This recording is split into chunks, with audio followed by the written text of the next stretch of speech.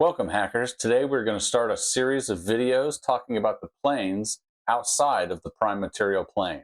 Better understanding of these planes can help you use them more effectively in your campaigns. We're going to begin with the Abyss. No, not that Abyss. In Dungeons & Dragons, the Abyss is described as a plane that embodies all that is perverse, gruesome, and chaotic. Its endless layers spiral downward into even more appalling forms. I envision a giant spiral like a spiral staircase stretching down forever. However, the first layer tells a completely different story. The first layer, Layer 1, is the plane of infinite doors.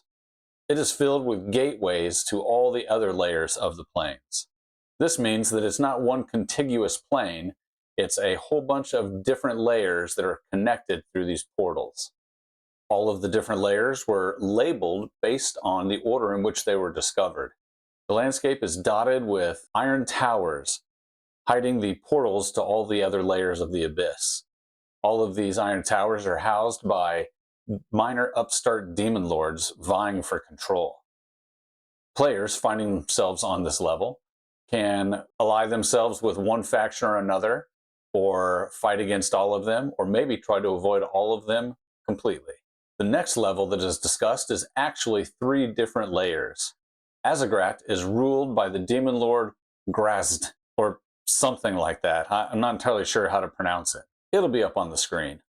He tempts mortals in his realm to decadent luxuries, which may mean that he promises things to the players that he intends to give them, or perhaps not.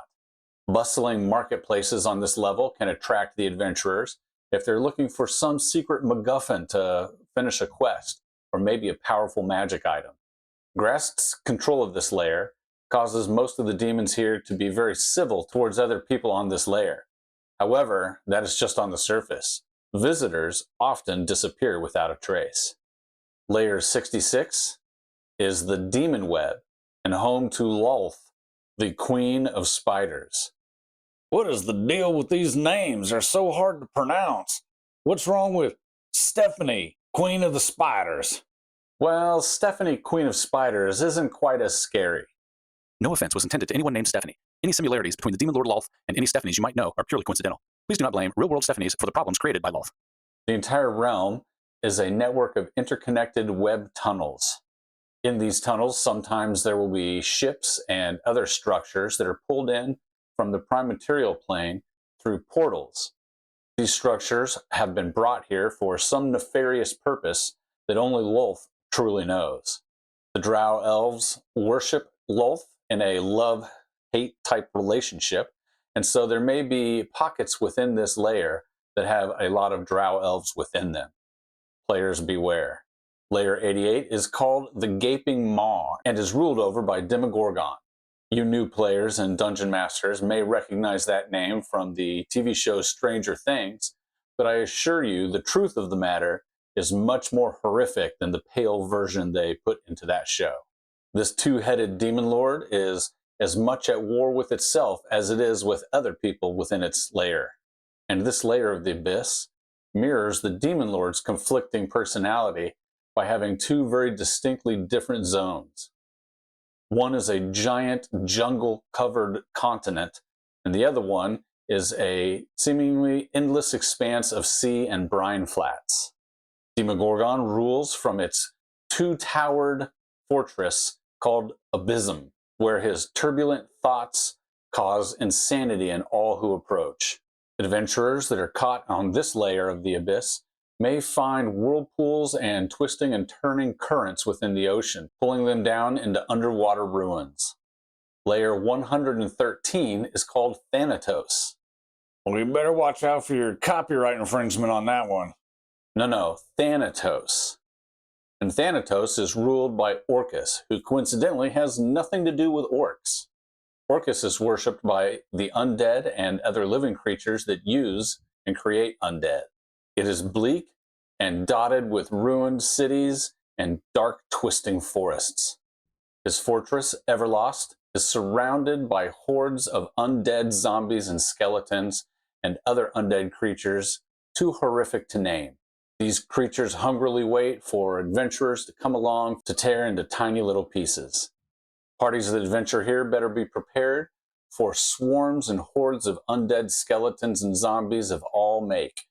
And no matter how specced out they are against necrotic damage and how much radiant weaponry they bring with them, they will find no peace or end to the hordes of zombies and skeletons.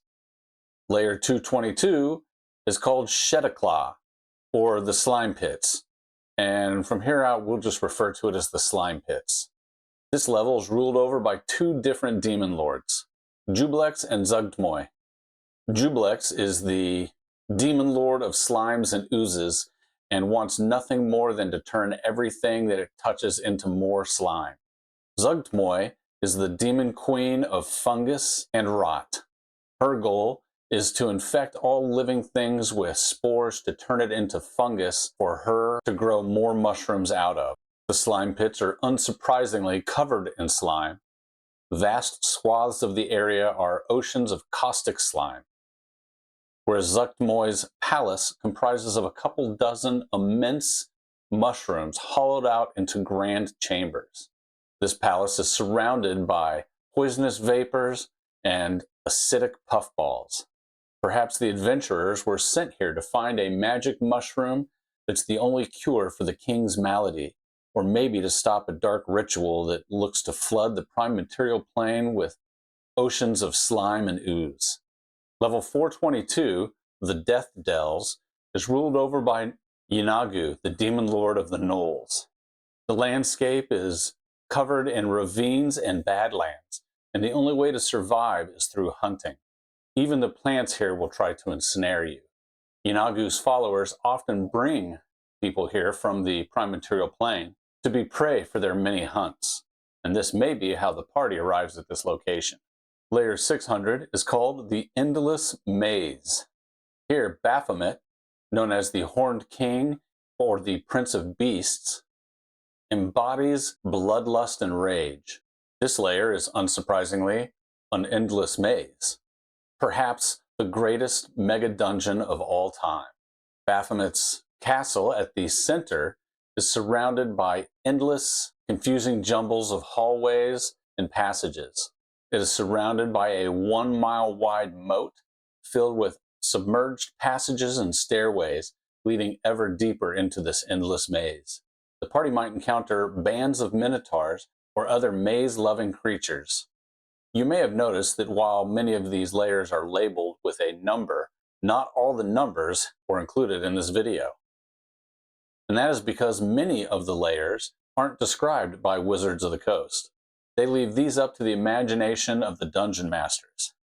This allows you to create your own layers of the abyss, perhaps a layer enshrouded in perpetual darkness, or maybe a layer where magic doesn't function at all.